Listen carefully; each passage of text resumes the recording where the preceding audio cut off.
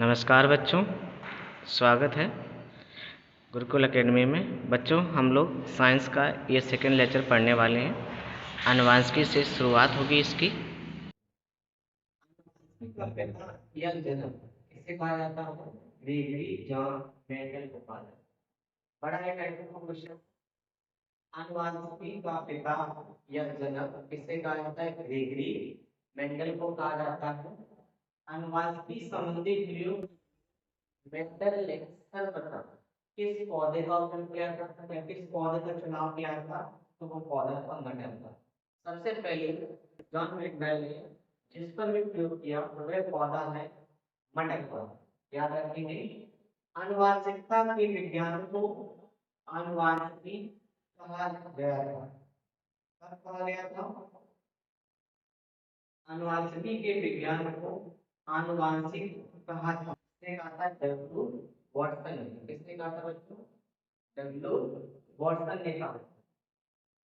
Genetic शब्द का सर्वप्रथम प्रयोग किया था डब्ल्यू वॉटसन ने। कब किया था? 1905 में। बहुत इंपॉर्टेंट क्वेश्चन है, ध्यान रखना। अनुवांशिकी उत्परिवर्तन होता है इसमें क्रोमोसोम में। क्रोमोसोम में अनुवांशिकी उत्परिवर्तन होता है। अनुवांशिकता की मूल इकाई क्या है? जीन। अनुवांशिकता की मूल इकाई है जीन। और जीन शब्द का प्रयोग सर्वप्रथम किया था किसने? वेलहेम जोहानसेन ने। कब? 1909 में। जीन शब्द का सर्वप्रथम प्रयोग किसने किया था? विल्हेल्म जोहानसेन ने। कब किया था? 1909 में। जीन अवस्थित होते हैं कहाँ? गुणसूत्रों में। जीन कहाँ पाए जाते हैं? गुणसूत्रों में। और एक जीन एक एंजाइम सिद्धांत को प्रतिपादित किया था। किसने किया था? वीडल एवं टैटम ने। किसने किया था? वीडल एवं टैटम ने। गैमेट की शुद्धता के नियम का प्रतिपादन किया था। किसने किया था? मेंडल ने। गैमेट की शुद्धता के नियम का प्रतिपादन किसने किया था? मेंडल ने किया था। और जीवन की उत्पत्ति हुई प्री कैम्ब्रियन काल में। कब हुई? प्री कैम्ब्रियन काल में। अब पढ़ेंगे गुणसूत्र यानी क्रोमोसोम। बच्चों, आनुवंशिक गुणों का वाहक जो होता है वो कौन होता है? गुणसूत्र। आनुवंशिक जो लक्षण होते हैं, आनुवंशिक जो गुण होते हैं वो किसके द्वारा आते हैं? गुणसूत्र के द्वारा, क्रोमोसोम के द्वारा आते हैं। गुणसूत्र या क्रोमोसोम की खोज किसने की थी? स्ट्रॉसबर्गर ने 1875 में की थी। बहुत इंपॉर्टेंट क्वेश्चन है, ध्यान रखेंगे। क्रोमोसोम यानी गुणसूत्र की खोज किसने की थी? स्ट्रॉसबर्गर ने 1875 में। क्रोमोसोम यानी गुणसूत्र शब्द का नामकरण यह सर्वप्रथम किसने प्रयोग किया था? वाल्डेयर ने। किसने प्रयोग किया था? वाल्डेयर ने किया था 1888 में। गुणसूत्र का निर्माण होता है क्रोमेटिन नामक पदार्थ से। क्रोमेटिन धागा जो होता है, क्रोमेटिन नामक पदार्थ से गुणसूत्र का निर्माण होता है। और मनुष्य तथा जंतुओं में लिंग निर्धारित होता है किसके द्वारा? गुणसूत्रों के द्वारा ही होता है। अगला क्वेश्चन है, मनुष्य में गुणसूत्रों की संख्या होती है कितनी? 44, अर्थात 23 जोड़ी संख्या होती है।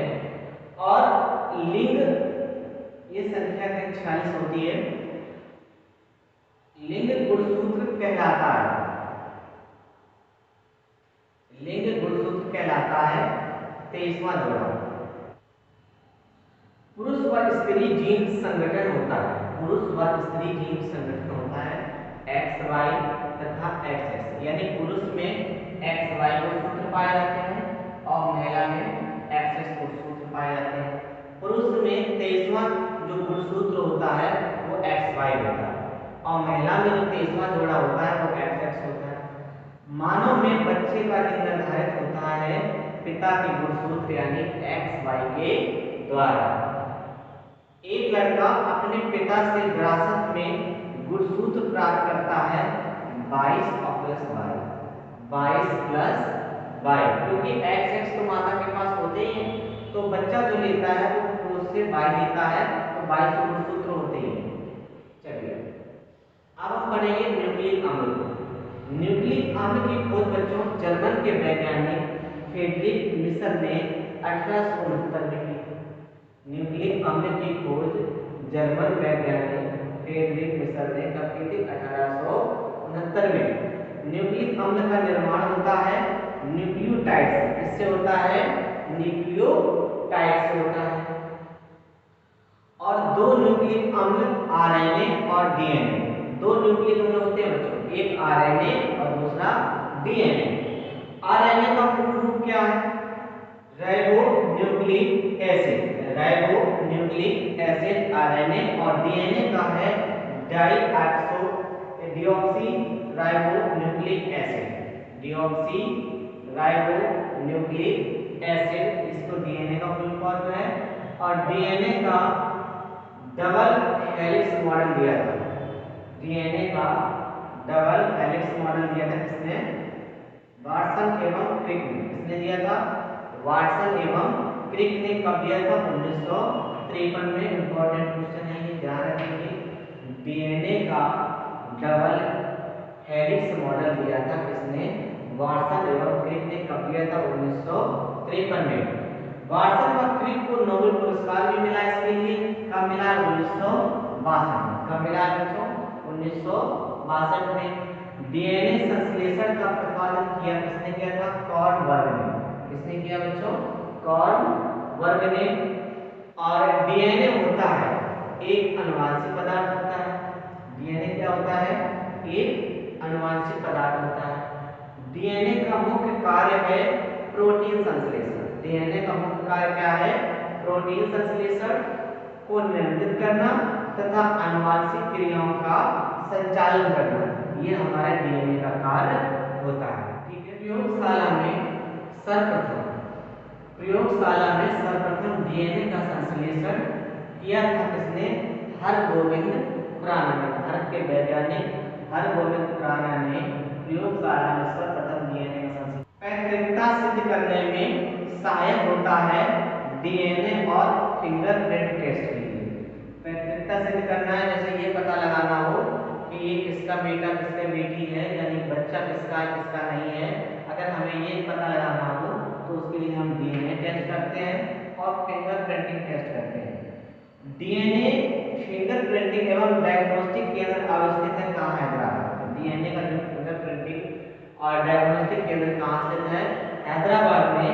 और सेलुलर और मॉलिक्यूलर जीव विज्ञान का केंद्र स्थित है कहाँ? हैदराबाद। ये भी ध्यान रखना, सेलुलर और मॉलिक्यूलर जीव विज्ञान का केंद्र कहाँ स्थित है? हैदराबाद में। आरएनए का संश्लेषण होता है कहाँ पर? डीएनए से। आरएनए का संश्लेषण होता है डीएनए से। आरएनए में शर्करा पाई जाती है राइबोस से। डीएनए में मौजूद शर्करा है डीऑक्सी राइबोस। और केंद्रक में डीएनए का अंश होता है 10%। केंद्रक में डीएनए का जो अंश होता है कितना होता है? 10%। डीएनए बहुलक है न्यूक्लियोटाइड्स का। डीएनए बहुलक है न्यूक्लियोटाइड्स का और प्रोटीन निर्माण के लिए आदेश देता है। प्रोटीन निर्माण के लिए आदेश देता है कौन? डीएनए। इंपॉर्टेंट क्वेश्चन है। प्रोटीन का निर्माण करता है कौन? आरएनए। अब देखिए दोनों चीजें हैं। प्रोटीन निर्माण के लिए जो आदेश देता है वो डीएनए, और प्रोटीन का जो निर्माण करता है वो कौन है? आरएनए। और डीएनए की श्रृंखलाएं बनी होती हैं हाइड्रोजन बंध से। डीएनए की जो श्रृंखलाएं होती हैं वो किस बॉन्ड से बनी होती हैं? हाइड्रोजन बंध से। कोशिका के अंदर सूचना का प्रवाह किसके द्वारा होता है? कोशिका के अंदर सूचना का प्रवाह किसके द्वारा होता है? आरएनए के द्वारा। किसके द्वारा? आरएनए के द्वारा होता है। न्यूक्लियस के बाहर डीएनए मिलता है माइटोकॉन्ड्रिया में। न्यूक्लियस के बाहर यानी केंद्र के बाहर डीएनए कहाँ मिलता है? माइटोकॉन्ड्रिया में मिलता है। आइए यहाँ से हमारा स्टार्ट होता है जूलॉजी, बॉटनी। ठीक है, अभी तक हमने यहाँ से हमारा बॉटनी स्टार्ट होता है। अभी तक हमने जूलॉजी का अध्ययन किया। वनस्पति विज्ञान का जनक जो है इसे कहा जाता है थियोफ्रेस्टस। वनस्पति विज्ञान का जनक किसे कहा जाता है? थियोफ्रेस्टस को कहा जाता है। आधुनिक वनस्पति विज्ञान का जनक किसे कहा जाता है? लिनियस को कहा जाता है। आधुनिक वनस्पति विज्ञान का जनक किसे कहा जाता है? लिनियस को। और वनस्पति विज्ञान का जनक किसे कहा जाता है? तो थियोफ्रेस्टस को कहा जगत का बड़ा समूह क्या कहलाता है? थैलोफाइटा कहलाता है। वनस्पति विज्ञान का जो बड़ा समूह है, ग्रुप है, उसको हम थैलोफाइटा कहते हैं। और थैलोफाइटा समूह के पौधा होता है सुकाय। थैलोफाइटा के समूह के जो पौधा होता है उसे क्या कहते हैं? सुकाय। सबसे सरल स्थलीय पौधा समूह है ब्रायोफाइटा। सबसे सरल स्थलीय पौधा समूह है कौन सा? ब्रायोफाइटा। और प्रथम स्थलीय पौधा माना जाता है ब्रायोफाइटा। प्रथम स्थलीय पौधा किसे माना जाता है? ब्रायोफाइटा को माना जाता है। और सबसे बड़ा ब्रायोफाइटा डाइसोनिया है। सबसे बड़ा जो ब्रायोफाइटा है वो क्या है? डाइसोनिया है। और सबसे छोटा जो ब्रायोफाइटा है वो जोप्सिस है। क्या है? जोप्सिस। संवहन ऊतक, जाइलम तथा फ्लोएम का अभाव होता है ब्रायोफाइटा में। यानी कि संवहन ऊतक और जाइलम तथा फ्लोएम का अभाव यानी कमी होती है, किसमें होती है? ब्रायोफाइटा में होती है। आइए, वनस्पति जगत का एम्फीफीबिया वर्ग कहलाता है। वनस्पति जगत का एम्फीफीबिया वर्ग क्या कहलाता है? ब्रायोफाइटा को कहते हैं। और टेरिडोफाइटा समूह के पौधे उगते हैं नम एवं छायादार स्थानों में। कहाँ? नम एवं छायादार स्थानों में। सबसे छोटा टेरिडोफाइट्स है एजोला। सबसे छोटा टेरिडोफाइट्स क्या है? एजोला है।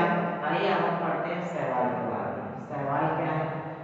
शैवालों का अध्ययन। सबसे पहले हम जानेंगे कि शैवालों के अध्ययन को क्या कहा जाता है। तो इसको हम फाइटोलॉजी कहते हैं। शैवालों के अध्ययन को क्या कहते हैं? फाइटोलॉजी कहते हैं। और शैवालों की कोशिका भित्ति किसकी बनी होती है? सेलुलोज की बनी होती है। शैवालों की कोशिका भित्ति किसकी बनी होती है? सेलुलोज की बनी होती है। अंतरिक्ष यात्री प्रोटीन युक्त भोजन, जल और ऑक्सीजन प्राप्त करते हैं। किससे? क्लोरेला शैवाल से। अंतरिक्ष यात्री जो अंतरिक्ष में यात्री जाते हैं वो अपना प्रोटीन युक्त भोजन कैसे प्राप्त करेंगे? प्रोटीन युक्त भोजन, जल और ऑक्सीजन किससे प्राप्त करते हैं? क्लोरेला शैवाल से। आयोडीन बनाने में उपयोगी शैवाल कौन सा है? लेमनोरिया। आयोडीन बनाने में उपयोगी शैवाल कौन सा है? लेमनोरिया।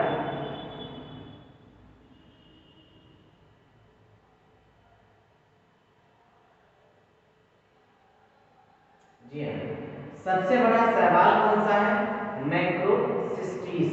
सबसे बड़ा शैवाल मैक्रोसिस्टीस है।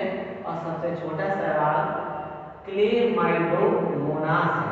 क्लेमाइडोमोनास है। कवक। आइए कवक के बारे में पढ़ते हैं। कवक क्या है? ये बहुकोषीय यूकैरियोटिक जीव है। प्रीकैरियोटिक और यूकैरियोटिक दो कोशिकाओं को भाग बताए थे। प्रीकैरियोटिक में कोशिका नहीं होती है, केंद्रक नहीं होती है। और यूकैरियोटिक कोशिका में आपके केंद्रक पाए जाते हैं। तो कवक है बहुकोषीय यूकैरियोटिक जीव। कवकों का अध्ययन कहलाता है माइकोलॉजी। कवकों का अध्ययन क्या कहलाता है? माइकोलॉजी कहलाता है। और प्रमुख कवक कौन है? ईस्ट हुआ, मशरूम, खमीर। ईस्ट, मशरूम, खमीर ये प्रमुख कवक है। अब कवकों की कोशिका भित्ति किसकी बनी होती है? काइटिन की बनी होती है। कवकों की कोशिका भित्ति बनी होती है काइटिन की। और कवक में भोजन संचित रहता है ग्लाइकोजेन के रूप में। कवक में भोजन संचित रहता है किस रूप में? ग्लाइकोजेन के रूप में। और डबल रोटी के निर्माण में उपयोग किया जाता है सैक्रोमाइसिस नामक कवक। डबल रोटी बनाने के निर्माण में उपयोग किया जाता है सैक्रोमाइसिस नामक कवक। डबल रोटी बनाने में प्रयोग होता है ईस्ट। डबल रोटी बनाने में प्रयोग होता है ईस्ट। और शराब के उद्योग में प्रयोग होता है ईस्ट। बेकरी ब्रेड बनाने के लिए ईस्ट का उपयोग किया जाता है, जबकि ब्रेड को मुलायम और लचीला बनाने के लिए इसका प्रयोग किया जाता है। बेकरी ब्रेड बनाने के लिए ईस्ट का उपयोग किसलिए किया जाता है? ब्रेड को मुलायम और लचीला बनाने के लिए। आइए इसके बाद में हम अध्ययन करेंगे लाइकेन के बारे में। लाइकेन बने होते हैं किससे? कवक एवं शैवाल से। लाइकेन किससे बने होते हैं? कवक एवं शैवाल से बने होते हैं। लाइकेन शब्द का प्रथम प्रयोग थियोफ्लेटस ने। लाइकोन शब्द का सर्वप्रथम प्रयोग किसने किया था? थियोफ्लेटस ने। और पेड़ों की छालों पर उगने वाला लाइकेन कहलाता है कोर्टिकोल्स। क्या कहलाता है? कोर्टिकोल्स। चट्टानों पर उगने वाला लाइकेन कहलाता है सेक्सिकोल्स। और गोबर पर उगने वाले कवक को क्या कहते हैं हम? क्रोपोफिल। क्या कहते हैं? क्रोपोफिल।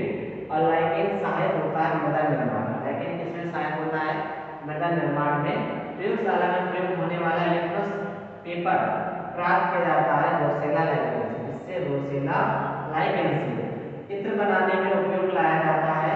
कौन सा इत्र बनाने में उपयोग में लाया जाने वाला लाइकेन क्या है? लोबेरिया इरेवेनिया, लोबेरिया इरेवेनिया और रेमेनिला।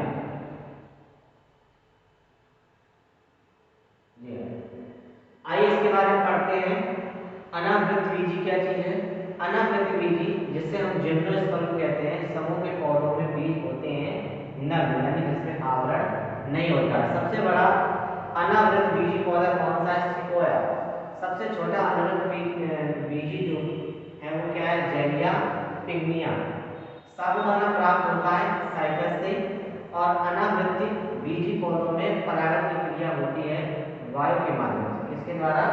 वायु के माध्यम से। आवृतबीजी, अब हम पढ़ेंगे आवृतबीजी के बारे में। आवृतबीजी का मतलब क्या है? एंजियोस्पर्म कहते हैं इसको इंग्लिश में। समूह के पौधों में बीज होते हैं फल के अंदर। सबसे बड़ा आवृतबीजी पौधा क्या है? यूकेलिप्टस है। और सबसे छोटा आवृतबीजी पौधा है लेमना। कौन सा है? लेमना।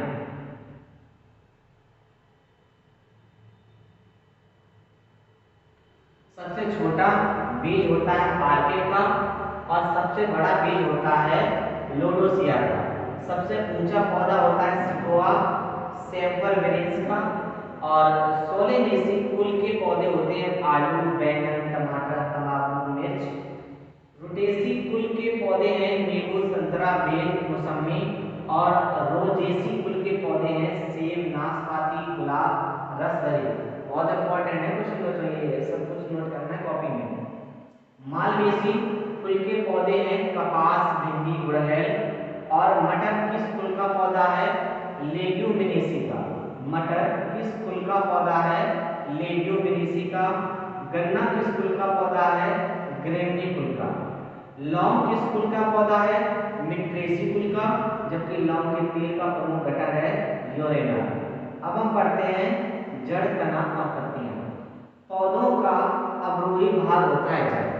पौधों का अवरोही भाग क्या होता है? जड़ होता है। तर्क रूपी जड़ के उदाहरण हैं जैसे मूली।